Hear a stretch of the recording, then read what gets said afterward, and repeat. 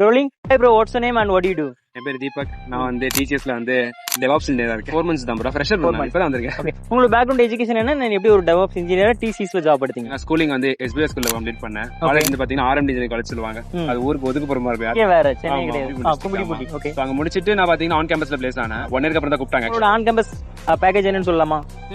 4LP இல்ல so PF அதெல்லாம் போக கொஞ்சம் கம்மியா தான் வரும். DevOps இன்ஜினியருக்கு இருக்க வேண்டிய இம்பார்ட்டன்ட் ஸ்கில் செட் குவாலிட்டிஸ் என்ன?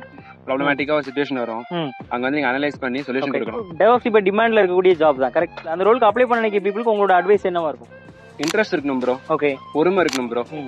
ஃபுல்லா கொடுத்துடணும். இந்த ஜாப் வந்து உங்க வைஃப் மாதிரி ஃபுல் டைம் வந்து உங்க ஜாபுக்கு மட்டும் தான் கொடுக்கணும். 5 இயர்ஸ்க்கு அப்புறம் என்ன salary எதிர்பார்க்கலாம் DevOps இன்ஜினியரா? ஆபீஸ்ல ப்ரோ என் ஃப்ரெண்ட் பாத்தீங்கன்னா ஒரு கம்பெனில வந்து HR இருக்கா. ஓகே. அவ கம்பெனில பாத்தீங்கன்னா DevOps வந்து 10 years எக்ஸ்பீரியன்ஸ் பண்றவங்களுக்கு 50 LPA தராங்க. 50 LPA. Okay. Are you happy with your job and current salary? No. currently no. pressure இல்ல. pressure அதிகமா இருக்கு. Learning phase